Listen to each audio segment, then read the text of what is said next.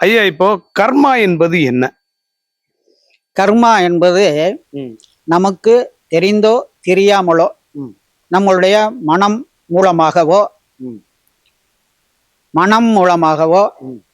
உடல் மூலமாகவோ வார்த்தை மூலமாகவோ ஒருத்தரை காயப்படுத்துறது, அவருடைய மனம் சங்கடப்படும்படி நடந்து கொள்வது, அல்லது அவர்களுக்கு மிகவும் மிகவும் கெடுதலை செய்து கொண்டே இருப்பது, இப்படியெல்லாம் செய்து கொண்டு இருக்கும் பொழுது கர்மா மிக கடுமையாக வேலை செய்ய ஆரம்பிக்கும்.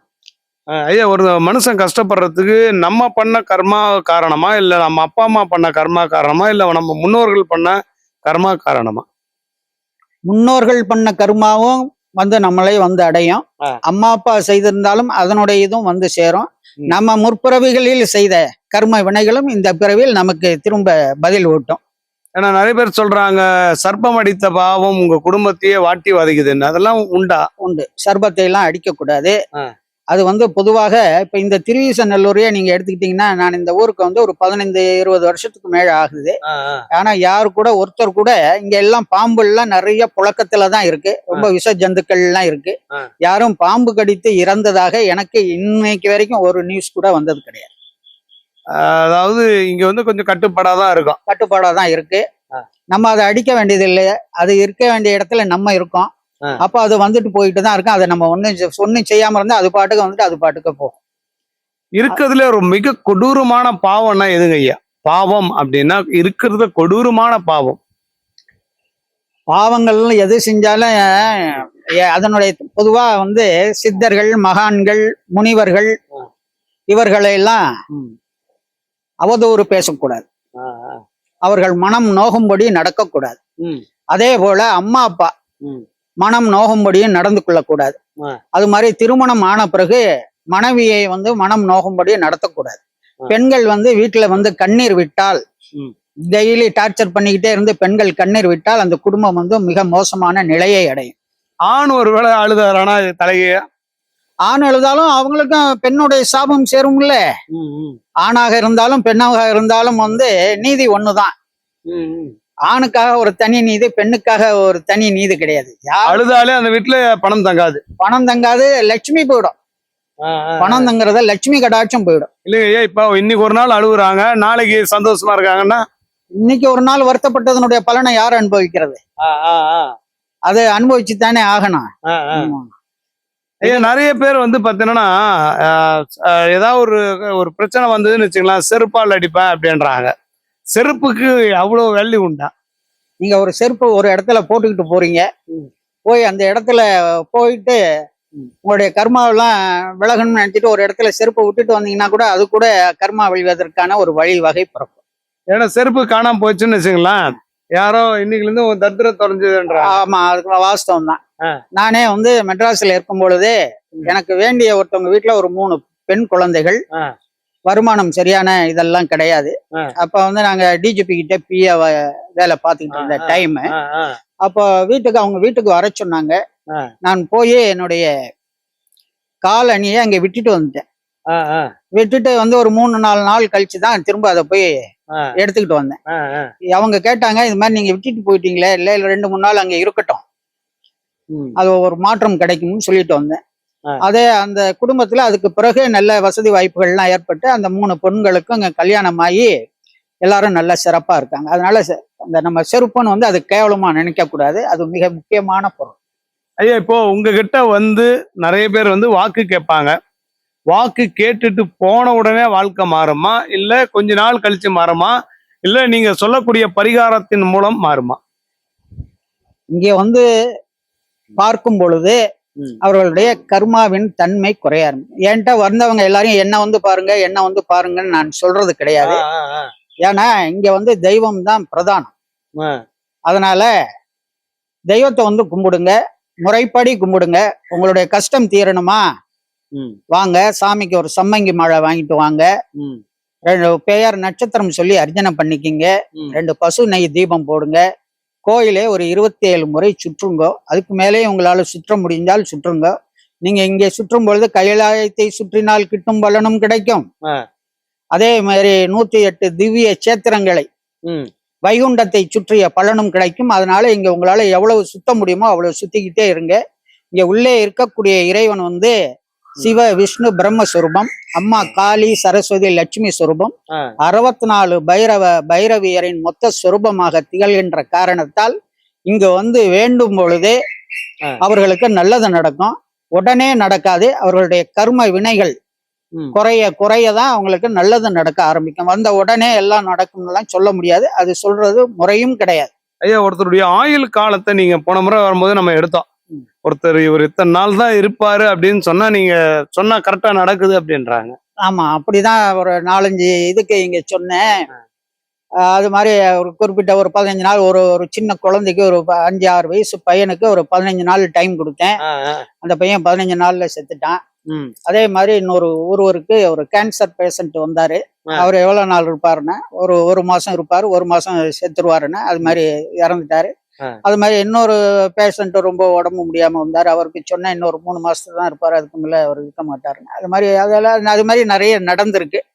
இந்த சக்தி எப்படி உங்களுக்கு வந்துச்சுங்க ஐயா?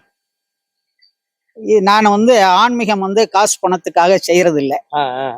முதல்ல அது ஃபர்ஸ்ட் பாயிண்ட். 2 வந்து இன்றைக்கு இந்த செகண்ட் வந்து திரும்ப வராது. அதனால இந்த வினாடிக்குள்ளார நம்ம வந்து யாருக்கு என்ன செய்ய முடியுமோ அதை செஞ்சிடணும் அப்படிங்கிற பழக்கம் கொண்டவன் நான். இங்க இந்த ஆன்மீகத்துல ஒருத்தராவது வந்து ஐயா என்னுடைய இறப்பு எப்பன்னு கேட்டிருக்காங்களா? மறுபடியும் நிறைய பேர் வந்து கேக்குறாங்க. கேக்குறவங்களுக்கு எல்லாம் இப்ப வந்து நான் வந்து அதிகமா சொல்றது கிடையாது. ஏன்னா அவங்க இருக்கிற நாள் இருந்துட்டு அவங்க பாட்டுக்கு போயிட்டு போறாங்க. முன்னாடியே அதை ஏன் சொல்லிட்டு அவங்களை கஷ்டப்படுத்துவானேன்னு சொல்றது இல்லை. ஏன்னா நீங்க இப்ப உட்காந்துட்டு இருக்கீங்க, ஒரு 10 பேர் வருவாங்க, 10 பேரும் சுத்திம்பாங்க. அதுல யாராவது 2 பேர் இறக்க போறாங்கிறது உங்களுக்கு தெரியும். அப்ப அவங்களை கூப்பிட்டு ஒரு வார்னிங் பண்ணீங்களா? தாராளமா என்கிட்ட வரும்போது ரொம்ப உடம்பு சரியில்லைன்னு சொல்றாங்க. உன்னோட உடம்பு கண்டிஷன் சரியில்லைப்பா, உடம்பு நல்லா கவனிச்சு பாத்துக்கோ அப்படின்னு சொல்லிடுவேன். அதே மாதிரி ஒரு குழந்தை கூட இப்போ சமீபத்துல ஒரு குழந்தை கிட்னி ஃபெயிலியர் ஆகி போச்சு. அந்த குழந்தைக்கு ஒரு 6-7 வயசு இருக்கும். அங்க ட்ரீட்மெண்ட் எல்லாம் எடுத்தாங்க. ட்ரீட்மெண்ட்ல அந்த கிரியாட்டினின் குறையில. அப்ப என்னிடம் இங்க வரும்பொழுது அந்த குழந்தைக்கு ஒரு மருந்து சொல்லி அந்த மருந்தை டெய்லி குடுத்துட்டு வாங்க, குடுத்துட்டு வரும்போது அந்த கிட்னி நல்லா ஃபங்க்ஷன் ஆயிடும் அப்படின்னு சொன்னேன். அந்த குழந்தைய வந்து ரொம்ப சீரியஸ் கண்டிஷன்ல என்கிட்ட தூக்கிட்டு வந்தாங்க. அதே குழந்தை இப்ப வருது, நல்லா ஓடி ஆடிட்டு ரொம்ப சுறுசுறுப்பா வருது. இப்ப இது வந்து இந்த தெய்வத்துடைய சக்தியா இல்ல அதுக்கு ஆயுள் நீடிக்கணும்னு சக்தியா? அதுக்கு இங்க வந்து வேண்டி அந்த குழந்தைக்கு வந்து ஆயுள் வந்து பெருகணும்னு விதி ஏற்கனவே விதிக்கப்பட்டு இருக்கிறது. இல்லைன்னா எங்கெங்கயோ போயிட்டு இங்க வருவாங்களா? அதனால இங்க வரும்பொழுது அந்த குழந்தை நம்ம வாய் மூலமா இதை சொல்லி அந்த குழந்தைக்கு ஆயுள் பெருகணும்னு ஒரு விதி விதிக்கப்பட்டு இருக்கிற காரணத்தால் அது நடக்கும். ஐயா, இப்போ ஒருத்தருக்கு உணர்ச்சி கொடுக்கறது, ஒருத்தருக்கு வந்து பேராசையை கொடுக்கறது, ஒருத்தருக்கு வந்து பணத்தை கொடுக்கறது, ஒருத்தருக்கு தவறு செய்வதற்கு எண்ணத்தை கொடுக்கறது எல்லாமே இறைவன் தான். இது இறைவன் கொடுக்கிற சோதனையா இல்ல வேதனையா? இறைவன் வந்து நம்ம உடலுக்குள்ள நமக்குள்ளார நல்லதும் நம்ம கிட்டதான் இருக்கு, கெட்டதும் நமக்குள்ளதான் இருக்கு. நல்லவனும் நமக்குள்ளதான் இருக்கான், கெட்டவனும் நமக்குள்ளதான் இருக்கான், மிருகமும் நமக்குள்ளதான் இருக்கான். அப்போ நம்ம ஒரு கெடுதல் ஒருத்தருக்கு செய்யும் பொழுது அந்த மனசாட்சி வந்து உணர்த்தும், இதை செய்யக்கூடாது, ஏன் பாவம் செய்யற, ஒழுங்காயிரு, இது ஏன் இன்னும் இத்தனை ஜென்மத்துக்கு இதெல்லாம் சமக்க போற அப்படின்னு ஒரு மனசு சொல்லதான் செய்யும். அந்த மனசாட்சியை வித்தவன் தான் எந்த கெடுதல் வேணா. ஏன்னா அவன் என்ன நினைச்சுட்டான், அந்த உலகத்துல நம்ம வாழ்வாங்கு வாழ போறோம், அடுத்தவன் சொத்தை ஆட்ட போடுறது, அடுத்தவன் முண்டாட்டியை கவர்ந்துகிட்டு போறது, இன்னொருத்தண்ட இருந்து எப்படி ஏமாத்தி பிடுங்கி சம்பாதிச்சு சாப்பிடுறது, இப்படி எல்லாம் செய்யும் பொழுது அது வந்து பாவத்தை சேர்க்கும். அப்போ அவங்க மனசுக்குள்ளார நம்ம செய்யறது பாவம்னா தெரிஞ்சும் அவங்க பாவத்தை செய்யற காரணத்தால் அது வந்து எல்லாம் கர்ம வினைகளாக மாறி அடுத்த ஜென்மத்துல மிகவும் கஷ்டப்படும் பொழுது ஒரு சாமியார்ட்ட போய் உட்காந்துக்கிட்டு, நான் இந்த பிறவில ஒரு எறும்புக்கு கூட நான் வந்து கெடுதல் செய்யல, எனக்கு ஏன் இந்த பிறவில இவ்வளவு கஷ்டம் என்று புலம்புவான். ஏன் அந்த புலம்புவது என்ன காரணம்னா பூர்வ ஜென்ம கர்மா. அப்ப நீங்க கேட்ட கேள்விக்கு அவன் செய்யக்கூடாத தவறை எல்லாம் செய்துவிட்டு நல்லவர்கள் மனதெல்லாம் நோக அடித்து விட்டு இப்போ வந்து சாமியார்ட்ட வந்து உட்காந்துக்கிட்டு நான் இந்த ஜென்மத்துல ஒண்ணுமே செய்யல, ஒரு எறும்பு கூட நான் நசுக்கல அப்படின்னு சொல்லுவான். அப்ப பூர்வ ஜென்ம கர்மாவை எங்க கொண்டு சேர்க்கறது?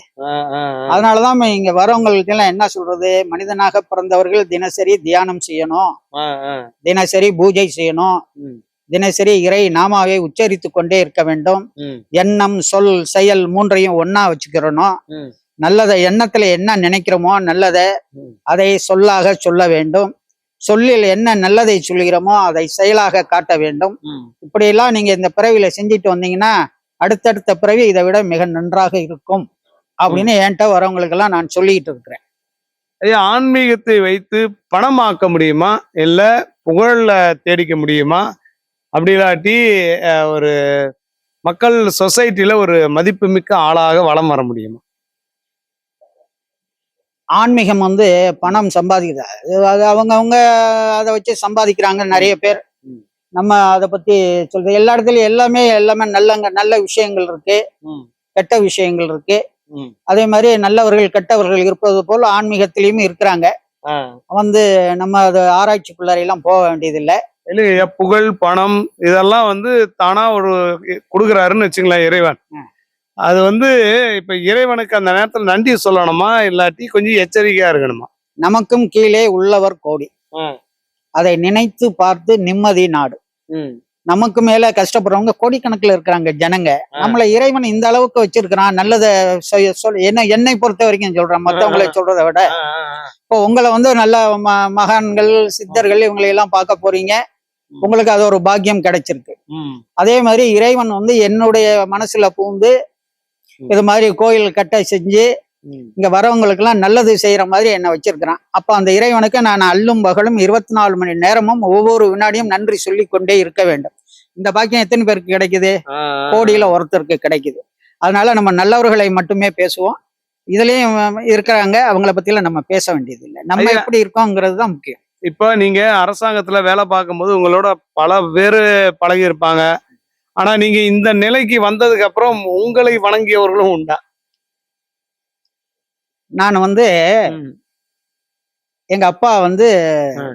கோர்ட்ல ஸ்டெனோவா இருந்து அப்புறம் இதுல படிப்படியா வந்து சென்ட்ரல் நாசர் ஆகி ரிட்டையர் ஆகி போயிட்டாங்க. ஆ, ஆ, ஆ, அப்ப எங்க ஃபாதர் வந்து ஒரு ஷார்ட் அண்ட் மாஸ்டர். ஆ, எங்க ஃபாதர் வந்து எந்த இன்ஸ்டியூட்ல போய் ஷார்ட் அண்ட் எடுக்கிறாங்களோ ஆ. அந்த இன்ஸ்டியூட்ல லோயரா இருந்தாலும் இன்டர்மீடியேட்டா இருந்தாலும் ஹையர் கிரேட் யாருல போனாலும் எல்லாரும் பாஸ் பண்ணுவாங்க. ஆ, ஆ, அந்த அளவுக்கு டீச்சிங் பண்ணுவாங்க. ஆ, அப்படி டீச்சிங் பண்ணும் பொழுது ஒரு ஸ்டேஜ்ல எங்க அப்பாவுக்கு வேலைகள் அதிகமாக ஆன பிறகு ஆ, என்னை வந்து நான் வந்து காலேஜ் எல்லாம் முடிச்ச பிறகு ஆ. நீ வந்து டெய்லி போய் அந்த கிளாஸ் எல்லாம் எடுன்னு சொன்னாங்க. ஆ. அப்ப கிளாஸ்ன்னு நான் எடுக்கும் பொழுது எங்க அப்பா கிட்ட படித்த சீனியர் மாணவர்கள், ஆ, ஆ, ஆ. என் கூட படிச்ச பையன், என் கூட படிச்ச டிகிரி எல்லாம் முடிச்ச பையன்லாம் என்னுடைய ஸ்டூடெண்டா வந்து நான் சொல்றதுதான் கேட்டாங்க. ம், ம். அதே மாதிரி ஆன்மீகத்திலேயும் என்னோட வயதில் முதியவர்கள், என்னோட பழகியவர்கள், ம், என்னுடைய உறவினர்கள் ம். எல்லாரும் வராங்க. எல்லாருக்கும் நல்லது நடக்குது. இல்லைங்க ஐயா, இப்ப ஒருத்தரை கூப்பிட்டு அவருக்கு வாக்கு சொல்றீங்க, ஒரு பாசிட்டிவான ஒரு வைப்ரேஷன் ஏற்படுத்துறீங்க. அப்போ நீங்க முதல்ல ஒருத்தருக்கு சொல்லியிருப்பீங்க, இவர் இது நடக்கும்பா அப்படின்னு. அந்த மாதிரி யாராவது? நிறைய அது மாதிரி நடந்திருக்கு. ஆ. இப்ப இங்கேயே வரவங்களுக்கு நிறைய பேருக்கு ஆ. கல்யாணம் ஆகலைன்னு வரவங்களுக்கு இவ்வளவு நாள் இந்த பரிகாரத்தை செய்ய கல்யாணம் நடக்கும், கல்யாணம் நடந்திருக்கு. ம், அதே மாதிரி குழந்தை பிறக்கல. இப்போ ஒரு இந்த ஊர்ல ம். ஒரு பக்கத்துல வேப்பத்தூர்ல இருந்து ஒரு பொண்ணு வந்தது. அந்த பொண்ணு வந்து ஒரு சிற்பியோடைய மனைவி. ஆ. அதுக்கு வந்து டாக்டர் எல்லாம் போய் செக் பண்றாங்க. பார்க்கும்போது குழந்தை பிறக்காது அப்படின்னு சொல்லிட்டாங்க. ஆ. அப்ப அந்த கணவனும் மனைவியும் இங்க வந்திருந்தாங்க. ம். அப்ப நான் சொன்னேன், நம்ம இதுல இருக்கிற அம்மனுக்கு, வேம்பு வாழை அம்மனுக்கு ம், வெள்ளிக்கிழமையில ராகு காலத்துல வந்து அபிஷேக ஆராதனை செய்து பெயர் நட்சத்திரம் சொல்லி அர்ச்சனை பண்ணு, குழந்தை பிறப்பதற்கான வழிவகைகள் பிறக்கும் அப்படின்னு. அப்ப கூட அவங்க கணவர் சொன்னாரு, நான் வந்து லட்சக்கணக்கில் செலவு பண்ணிட்டேன், ம், ம். நான் இதுக்கு மேல நான் இனிமேல செலவு பண்ண முடியாது, அவங்க வீட்டுல இருந்தா பண்ணா பண்ணிக்கிறட்டும், பண்ணிக்காட்டினா போட்டும்னு அந்த பையன் சொன்னாரு. ஆ. அந்த பொண்ணு நம்பிக்கையோட ஒரு 11 வாரம் தொடர்ந்து வந்து வெள்ளிக்கிழமை செய்தது. இப்ப அந்த குழந்தையே பிறக்காதுன்னு சொன்ன குழந்தைக்கு, அந்த பெண்மணிக்கு கூட கரு தரிச்சு குழந்தை பிறந்தது. இது மாதிரி அதிசயங்கள்லாம் நிறைய நடக்கும். ஐயா, வாழ்க்கை ஃபுல்லா சிரிச்சுக்கிட்டே இருக்கிற ஒரு வாழ்க்கை யாருக்கான கிடைச்சிருக்கா? அப்படியெல்லாம் யாரும் உலகத்துல இருக்க முடியாதுங்க. மற்றவர்களை நாம சிரிக்க வைக்கலாம், ஆ. அதுதான் செய்யலாம். ஆ. நாமளே 24 மணி நேரமும் சிரிச்சுக்கிட்டே இருக்கணும். ஏன்னா துன்பமே இல்லாத ஒரு வாழ்க்கை யாராலையும் வாட முடியும். துன்பம் இல்லாத வாழ்க்கை யாருமே கிடையாது. ம். மனிதனாக பிறந்தவர்கள் எல்லாருக்குமே இன்பமும் வரும், துன்பமும் வரும். ம். இன்பம் வரும்போது எவ்வளவு நம்ம சந்தோஷப்படுகிறோமோ, அதே போல துன்பம் வரும்போதும் இந்த துன்பத்திலிருந்து நாம் மீண்டு வந்து விடலாம். ம். அந்த துன்பத்திலிருந்து மீள் வருவதற்கு என்ன செய்வது, ம். ம். அதற்கான வழிவகைகளை செய்து அந்த துன்பத்திலிருந்தும் நம்ம மீண்டு வரணும், அதே இன்பத்தை அடையணும். இங்க யாராவது வந்து ஐயா 4 கோடி 5 கோடி கடன் இருக்குது, தெரியாம வாங்கிட்டேன், அது அப்படியே குட்டி குட்டியா போட்டு ஒரு பெரிய ரவுண்ட் அமௌண்ட்டா நிக்குது, என் கடன் பிரச்சனை தீருமான்னு சொல்லிட்டு அம்மா கிட்ட உட்காந்து கண்ணீர் விட்டு கதறாங்க. அந்த 5 கோடி கடன் தீர்வதற்கு வாய்ப்பு உண்டா? 5 கோடி கடன் வந்து கடன் எல்லாம் நிறைய வாங்கக்கூடாது. ம். விரலுக்கு தகுந்த வீக்கம். இந்த விரல் இருக்கு, இந்த விரல் வந்து எவ்வளவு வீங்கினா நல்லா இருக்குமோ அவ்வளவு வீங்கினாதான் நல்லது. ஆமா ஆமா. நம்மளால வந்து எவ்வளவு வந்து கடனை வாங்கி கொடுக்க முடியுமோ அந்த அளவுக்கு வாங்கி கொடுக்கணும். இல்ல நமக்கு வசதி வாய்ப்புகள் இருக்கு, நான் தொழில் பண்ணிட்டு இருக்கேன், கொஞ்சம் நொடிஞ்சு போயிடுச்சு, அதை என்ன பண்றது, அதனால கடன் ஏறி போச்சுன்னு சொன்னா அதற்கான மந்திரங்கள் இருக்கு, அதற்கான மூலிகைகள் இருக்கு. அந்த மூலிகைகளை கொடுத்து அந்த மந்திரத்தை தொடர்ந்து சொல்லி சொர்ணாகர்ஷண பைரவரை தொடர்ந்து வழிபட்டு வாங்க. தினசரி காலையில ஒரு இல்ல அந்த மாதிரி ஏதாவது ஒரு மிராக்கல் ஏதாவது நடந்திருக்கா? அற்புதம் அது மாதிரி நடந்திருக்கு. திண்டுக்கல்ல இருந்து ஒருத்தர் வந்தாரு. ம். அதை ஏற்கனவே ஒரு முறை கூட சொல்லியிருக்கேன்னு நினைக்கிறேன். அவர் வந்து ஸ்டீல் ஃபேக்டரி வச்சிருந்தாரு. அவருடைய பார்ட்னரா இருந்தவர் அவரை ஏமாற்றி விட்டு சென்று விட்டார். அதனால பல கோடிகளுக்கு ரொம்ப லாஸ் ஆகி வாழ்க்கை என்ன செய்யறது அப்படி இதை என்ன முடிவுச்சுக்கலாமா அப்படின்னு நினைக்கிற நேரத்துல ஒரு பொங்கல்ல இங்க வந்தார். தைப்பொங்கல் அன்று அவருக்கு இங்க பூஜைகள் எல்லாம் செய்து அந்த கஷ்டங்கள் எல்லாம் நீங்குவதற்கான மந்திரங்களையும் மூலிகைகளையும் கொடுத்து அனுப்பி பூஜையை தொடர்ந்து செய்து வரும்பொழுது இப்பொழுது அவர் வந்து அந்த ஃபேக்டரியை மறுபடியும் எடுத்து திரும்பவும் நல்ல நிலைக்கு வந்து விட்டார். அவருடைய பிள்ளைகள் எல்லாம் நல்லா படிச்சு எல்லாம் ஃபாரின்ல நல்ல வேலையில இருக்காங்க. இப்போ ரொம்ப சந்தோஷமா வாழ்ந்து கொண்டு இருக்கிறார். அது மாதிரி நிறைய பேர் இருக்கிறாங்க. ஐயா, ஒருத்தனுடைய வயிற்றெரிச்சல் கொட்டி கொண்டு ஒரு வாழ்க்கை வாழ முடியுமா? வயிற்று எரிச்சல் வந்து முதல்ல வாங்கக்கூடாது யாருக்கிட்டையும். வயிறு எரிஞ்சு வாக்கு விட்டா அது யாரா இருந்தாலும், நல்லவங்களா இருந்தாலும் கெட்டவங்களா இருந்தாலும் அது வந்து பழிக்கதான் செய்யும். இப்போ ஒருத்தர் வந்து நம்மள இந்த நேரத்துல கஷ்டப்படுத்துறாரு அப்படின்னா அந்த நேரத்துல நம்ம விட மனசுல நினைக்கிறது, இந்த பாவி இது மாதிரி நமக்கு செய்யறானே, என்ன யாவானேன்னு நினைச்சாலே அது வந்து அவர்களை பாதிக்க ஆரம்பிச்சு. ஐயா, நிறைய வீடுகள்ல கணவன் மனைவி சண்டை பேசிட்டே இருப்பாங்க, சண்டை ஆயிடும், கடைசியில ஒருத்தர் மாத்தி ஒருத்தர் அடிச்சுக்குவாங்க, இவங்களுக்கு ரத்தம் வரும், கணவனுக்கு ரத்தம் வரும், மனைவிக்கு ரத்தம் வரும். இந்த மாதிரி ரத்த காவு வாங்கினால் என்ன அர்த்தம்? கணவனாக இருந்தாலும் மனைவியாக இருந்தாலும் அந்யோன்யமாக தான் இருக்கணும். சில நேரங்களில் வார்த்தைகள் தடித்து போவது உண்டுதான். இருந்தாலும் ஒருத்தர் ரத்த காயம் வரவர்களுக்கெல்லாம் அடிக்கக்கூடாது. அத ரத்த காயம்லாம் உடம்புல வரக்கூடாது. முதல்ல அத வந்து ஒருத்தர் கோபமாக இருக்கும்போது ஒருத்தர் அடங்கி போகணும். ஒருத்தர் அடங்கி போகும்போது இன்னொருத்தர் வாய மூடி வெளியில போகணும். அப்படி இருந்தாதான் குடும்பமாக இருக்கும். இல்லைன்னா குடும்பத்துல அந்யோன்யம் இருக்காது. இந்த சண்டை சச்சரவுகள்லாம் தேவையில்லை. நம்ம வாழ பிறந்ததே கொஞ்ச நாள். 50 வருஷம் வாழ்றோமோ, 60 வயசு வாழ்றோமோ, 70 வயசு வாழ்றோமோ தெரியாது. அந்த காலத்தை நல்ல விதமா வாழ்ந்துட்டு போகணும்னு கணவனும் நினைக்கணும், மனைவியும் நினைக்கணும். மனைவியும் கணவனோட மனது புண்படும் மாதிரி பேசக்கூடாது. மனைவியும் வந்து கணவன் மனது வந்து புண்படும் மாதிரி நடந்து கொள்ளக்கூடாது, பேசக்கூடாது. நிறைய பேர் சொல்லுவாங்கல்ல, நான் செத்தாதான் உனக்கு தெரியும்வாங்க சில பேர். அதாவது பெண்கள் அது பொதுவாக சொல்லக்கூடியது. நீங்க எவ்வளவுதான் பெண்கள்ல வந்து ரொம்ப அந்யோன்யமாக இருந்து அவங்களுக்கு வேண்டியதை எல்லாம் செஞ்சு ஏதோ ஒரு சண்டையில நீங்க இது பண்ணீங்கன்னா கூட அவங்கள வந்து ஏதாவது பேசினாலோ அல்லது லேசா கையை நீட்டிட்டீங்கனால கூட அவங்க சொல்றது நான் போன பிறகுதான் உனக்கு தெரியும், நீ செய்யறதெல்லாம் உன் பிள்ளை தடையில தான் விடியும், இப்படிங்கிறது தான் சாபம் கொடுக்குற பெண்கள் தான் இந்த உலகத்துல நிறைய இருக்கிறாங்க நான் பார்த்த வகையில. ஐயா, இப்ப நிறைய பேர் ஃபைனான்ஸ் கம்பெனில பணம் போட்டிருப்பாங்க, அதை மொத்தமா ஒரு ரவுண்ட் அமௌண்ட் வந்ததுக்கு அப்புறம் தூக்கிட்டு ஓடி போயிடுவான். அவன்லாம் நல்லா இருப்பானா எப்படிங்க ஐயா? இந்த பிறவியில் மிக நன்றாக இருப்பான். அடுத்த பிறவியில் இந்த பணத்தை கொடுத்தவன் வயிறு எஞ்சவங்களுடைய சாபம் எல்லாம் ஒன்றாக சேர்ந்து நான் சொன்ன மாதிரி யாராவது சாமியார்ட்ட உட்காந்து இந்த ஜென்மத்துல நான் ஒன்றும் செய்யல, எனக்கு ஏன் இவ்வளவு கஷ்டம் என்று புலம்பிக் கொண்டே இருப்பான் பிறந்ததுல இருந்து சாகும் வரை. ஐயா, இப்ப நிறைய மக்கள் எங்கிட்ட கேக்குறாங்க, அதாவது யாராவது கரெக்டா இருக்கிற சாமியார் இருந்தா சொல்லுங்க, அப்படி சொல்ல முடியுமா? கரெக்டா இருக்கிற சாமியார் அப்படிங்கிறது என்ன? அவன் பிரச்சனை உடனே போன உடனே தீர்ந்தணுன்றமா. எல்லாரும் அப்படிதான் நினைக்கிறாங்க. போன உடனே பிரச்சனைகள் எல்லாம் தீர முடியாது. அதுக்கு மாந்திரிகவாதிகள் என்று இருக்கிறார்கள். அவர்கள் கூட மகான்கள் என்ற போர்வையில் இருக்கிறார்கள். அவர்களே எல்லாம் ஜனங்க சந்திக்கிறாங்க.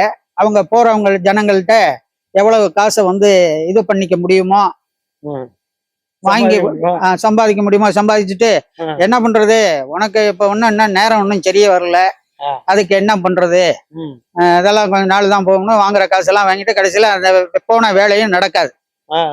அப்படிப்பட்டவர்கள் தான் மக்கள் நம்பி நிறைய போவாங்க, நிறைய ஏமாறுவாங்க. சாமியார்கள்கிட்ட ஏமாறுறதுக்கு கேஸ் கொடுக்க வாய்ப்பு உண்டா? யாரு ஏமாத்தினாலும் தான் கேஸ் கொடுக்கலாமே.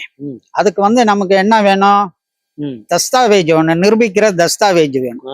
அப்ப ஒரு சாமியார்ட்ட போய் ஒரு 2 லட்சம் கொடுக்குறாங்க, 10 லட்சம் கொடுக்குறாங்கன்னா செக் போட்டா கொடுப்பாங்க? அதுல காப்பி எடுத்துட்டு கொடுப்பாங்களா? இல்ல. அவங்களுக்கு போனதும் ஏதாவது தீரணும், அதுக்காக கேட்கறத கொடுப்பாங்க. அவங்கள கடன் வாங்கியாவது கொடுப்பாங்க, ஏமாந்து நிப்பாங்க. அது அவங்க ஏமாத்துறவன் இருக்கிற வரைக்கும் ஏமாறுறவன் இருப்பான், ஏமாறுறவன் இருக்கிற வரைக்கும் ஏமாத்துறவனும் இருப்பான். அதை யாரும் ஒன்றும் செய்ய முடியாது. அது அவர்களுடைய தலை விதி. அதனால நல்ல சாமியாரெல்லாம் நாடி வர்றதுங்கிறது ரொம்ப கஷ்டம். நல்ல சாமியார்கள்லாம் வெளியில தெரிய மாட்டாங்க, அவங்க பாட்டுக்கு இருப்பாங்க. அவங்க அவங்க இன்ஸ்டன்ட் உடனே வந்ததும் இன்னமே பிடிச்சிக்கோ வரத்த, இன்னைக்கே உன்னுடைய கடன் தீர்ந்துடும், இந்தா பிடிச்சிக்கோ, இன்னைக்கே உனக்கு கல்யாணம் ஆயிடும், இந்தா பிடிச்சிக்கோ, உனக்கு உடனே பிள்ளை வரும் கிடக்கணும்னு நல்ல சாமியாரெல்லாம் சொல்ல மாட்டாங்க. கர்மாவை அனுபவித்து அனுபவித்து தீர்த்து கொண்டேதான் நல்ல பலன்களை அடைய முடியும் தான் நல்ல சாமியார் சொல்வானே தவிர, நீ என்கிட்ட வந்துட்டு உனக்கு எல்லாம் முடிஞ்சிடும் அவ்வளவுதான் அப்படின்னு ஒன்னும் நல்ல சாமியார் எல்லாம் சொல்ல மாட்டாங்க. கர்ம வினை இருப்பதை எடுத்து சொல்லிக்கொண்டே இருப்பவன் தான் உண்மையான சாமியார், நல்ல சித்தன். யாராவது ஒருத்தராவது உங்ககிட்ட ஐயா எனக்கு உடனே பிரச்சனை தீர்றதுக்கு வாய்ப்பு இருக்கா, அதுக்கு எவ்வளவு செலவானாலும் பரவாயில்ல அப்படின்னு சொல்லியிருக்காங்களா? நான் அது மாதிரி ஆள்கள்ட்ட நான் வச்சுக்கிறதே கிடையாது. எனக்கு காசு பணம் முக்கியம் இல்லை. நான் அதை ஆரம்பத்தில் சொல்லிட்டேன். நான் காவல்துறையில பணிபுரியும் பொழுது மிக மிக பெரிய காவல்துறை அதிகாரிகள் எல்லாம் நல்ல பிரியாவாக நான் இருந்தவன். நான் அப்படி இருக்கும்போது என்ன நிறைய பேர் நிறைய காரியத்துக்காக தேடி வந்தாங்க, நிறைய பணத்தோட தேடி வந்திருக்கிறார்கள். நான் அது மாதிரி வரவங்கள்ட்ட எல்லாம் யாருக்கிட்டையும் 5 பைசா நான் வாங்கினது கிடையாது. நீங்க போங்க, எல்லாம் உங்களுக்கு இப்போ போலீஸ் செலெக்ஷனா, போங்க ஒழுங்கா எல்லாம் பண்ணுங்க, ஒழுங்கா கிடைக்கும். அப்படிதான் எல்லாரையும் நான் சொல்லி அனுப்பியிருக்கேன். நீங்க கொடுங்க, 5 லட்சத்தை கொடுங்க, நான் வாங்கி வச்சுக்கிறேன் அப்படின்னு சொல்லிவிட்டு, மற்றவர்கள் மாதிரி பேப்பர்ல அவன் பேர் வருதான்னு பார்த்துட்டு, பேர் வந்த பிறகு நான் தான் சொல்லி வாங்கி நான் தான் செஞ்சேன்னு சொல்லி ஏமாத்துறவங்க இந்த உலகத்துல நிறைய பேர் இருக்கிறாங்க. அது மாதிரி நான் ஆன்மீகத்திலையும் யாரையும் இதுவரையும் ஏமாற்றவில்லை. என்னை ஏமாற்றியவர்கள் நிறைய பேர் இருக்கிறாங்க. அதே போல அபிஷியல் கேரியரே நான் யாரையும் ஏமாற்றியது கிடையாது. ஐயா, இப்போ உங்களை யாரெல்லாம் சந்திக்கலாம்? ஏன்னா எல்லாரும் கஷ்டப்படுற இந்த உலகத்துல யார் யார் கஷ்டப்படுறாங்களோ அவங்களுடைய கஷ்ட நிவார்த்திக்காக என்னை பார்க்கிறார்களோ இல்லையோ, இந்த இடத்துல கால் பதிக்கும் பொழுது தலை எழுத்து மாறும். இறைவனை முறைப்படி கும்பிடும் பொழுது ஜாதகத்தில் உள்ள பாதகங்கள் சாதகங்கள் ஆகும். 1000 வருஷம் பழமையான 1000 கோயிலுக்கு போனா என்ன பலனும் புண்ணியமும் கிடைக்குமோ அந்த பலனும் புண்ணியமும் இங்கு வந்தால் கிடைக்கும். அதுல எந்தவித சந்தேகமும் கிடையாது. வரலாம், சாமியை கும்பிடலாம். இங்க நான் தேய்பிறை அஷ்டமி, வளர்ப்பிறை அஷ்டமி, பௌர்ணமியில வரக்கூடிய மக்களுடைய கஷ்டங்கள் எல்லாம் தீரணுங்கிறதுக்காக தான் எந்தவித எதிர்பார்ப்பும் இல்லாமல் நான் ஹோமம் நடத்தி கொண்டு வருகிறேன். இந்த இடத்துக்கு வந்தவங்களுடைய வாழ்க்கை தலையா மாறதுக்கு வாய்ப்பு உண்டா? வாய்ப்பு உண்டு. அவங்க முதல்ல சாமி மேல நல்ல நம்பிக்கையை வைக்கணும், நல்ல அன்பை வைக்கணும். இங்க வந்தால் நம்மளுடைய கஷ்டங்கள் தீர்ந்து விடும் அப்படின்னு ஒரு நல்ல நம்பிக்கையை வைத்து அந்த கஷ்டங்கள் தீரும் வரை ஒரு 11 வாரம் 15 வாரம் இப்படி அவங்களால எவ்வளவு நாள் முடியுமோ அந்த கஷ்டங்களுக்கு ஒரு விடிவு காலம் பிறக்கும் வரை வந்து சாமியை சுற்றி வழிபடும் பொழுது அவங்களுடைய கஷ்டங்கள் எல்லாம் விலகி சுபிட்சமான வாழ்க்கை அமையும். இதுக்கு நிறைய பேருடைய வாழ்க்கை இங்க வேண்டிக்கிட்டு போனவங்களுக்கு எல்லாருக்கும் நல்லது நடந்திருக்கு. நன்றி மறந்த மக்கள் அதிகமா இல்லை நன்றி உள்ளவர்கள் அதிகமா? நீங்க இப்ப முதல்ல ஒருத்தன் வருவான், என்ன பண்ணுவான், எனக்கு நல்ல வேலை கிடைக்கணும்பான். சரி, நல்ல வேலை கிடைச்சிருச்சு, உடனே கல்யாணம் ஆகணும்பான். கல்யாணமும் ஆயிடும், பிள்ளையும் பிறந்துரும். அடுத்தது என்ன பண்ணுவான், என்னுடைய பிள்ளை ஒருத்தனை லவ் பண்ணி ஓடிட்டான், அதை நீங்க உடனே சரி பண்ணி தரணும்மா. அப்ப மனுஷனுக்கு என்ன அப்படின்னா, ஒண்ணுக்கு மேல ஒண்ணு கோரிக்கைகள் வைத்து கொண்டேதான் இருப்பார்கள். அப்ப என்ன அப்படின்னா அவங்க வந்து அந்த சரி இதெல்லாம் நமக்கு நடந்ததா அப்படிங்கிறத நினைக்க மாட்டாங்க. இதை உடனே செய்யும். இப்ப என்கிட்ட காதலர்கள் எல்லாம் வராங்க, என் பையன் காதல் பண்றான், என் பொண்ணு காதல் பண்றான், அவங்களை எல்லாம் பிரிக்கணும் போகணும்னு யாராவது என்னிடம் வந்தார்கள் என்றால் அதையெல்லாம் நான் செய்ய மாட்டேன். அது மாதிரி வீட்டுல உள்ளவங்க அவங்கள வந்து பிரிக்கணும், இவங்களை வந்து பிரிக்கணும் அப்படின்லாம் வந்தா அதெல்லாம் செய்ய மாட்டேன். மாமியாருக்கு வாய்கட்டு போடணும் அப்படின்னா மாமியாருக்கு வாய்கட்டு போடணும், மாமியாருக்கு மருமகளுக்கு வாய்கட்டு போடணும் அப்படின்னு வரவங்களுக்கு எல்லாம் நான் எதுவும் செய்ய மாட்டேன். உன் வழியில நீ சரியான வழியில நீ போகும் பொழுது எல்லாம் நல்லபடியாக நடக்கும். இதற்கு மேலே கர்ம வினைகள் இருக்கு. நீ நல்ல மருமகளா இருந்தாலும் கொடுமை பண்ணக்கூடிய மாமியார் கிடைப்பாள். நீ நல்ல மாமியாரா இருந்தாலும் உன்னை வந்து ஒரு வழி பண்றதுக்கு ஒரு மருமகள் கிடைப்பாள். அதெல்லாம் வினை கர்ம வினைகள்.